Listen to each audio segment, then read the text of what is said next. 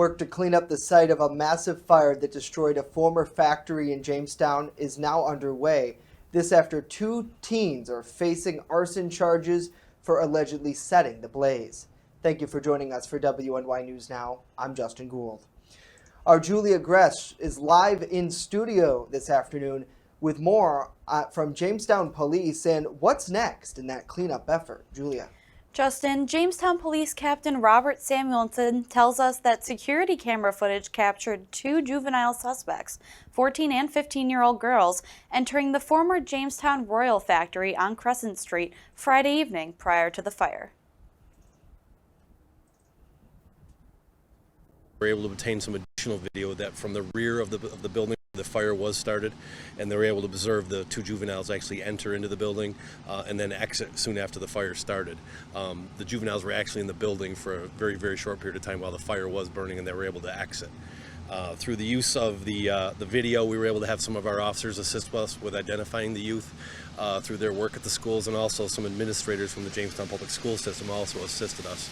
After their arrest, he says the youths were interviewed and released to a parent.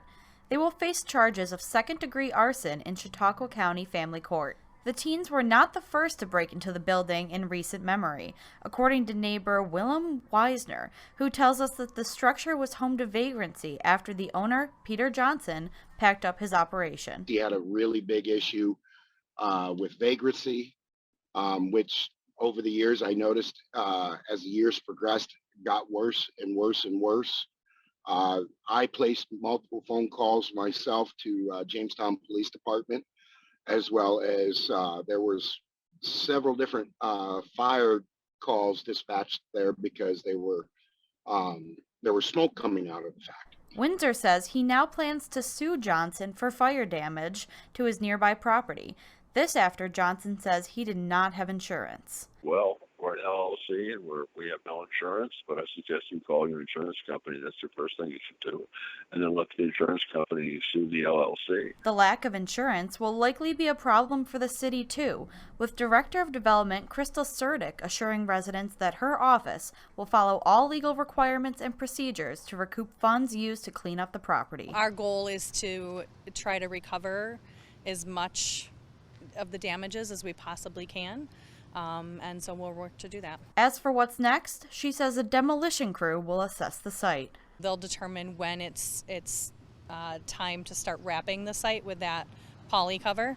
And then after that, like I said, it'll sit for 10 days.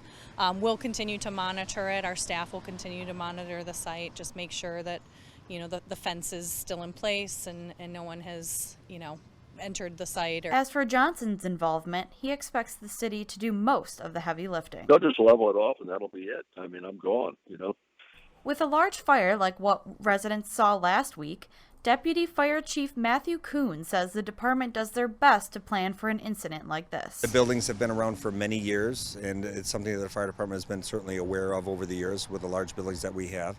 We do have limited staff, so we do have recall procedures in place to try to address that. If we do have a large incident, where we can recall our own personnel plus use the county mutual aid system to get additional resources to us. He says the efforts of multiple departments in the city were critical to the speedy investigation and planned cleanup of the site. As for the teens charged, Police Captain Samuelson says The juvenile justice system will take over from here, and hopefully the things will work out for the suspects down the road. Julia Gress, WNY News Now.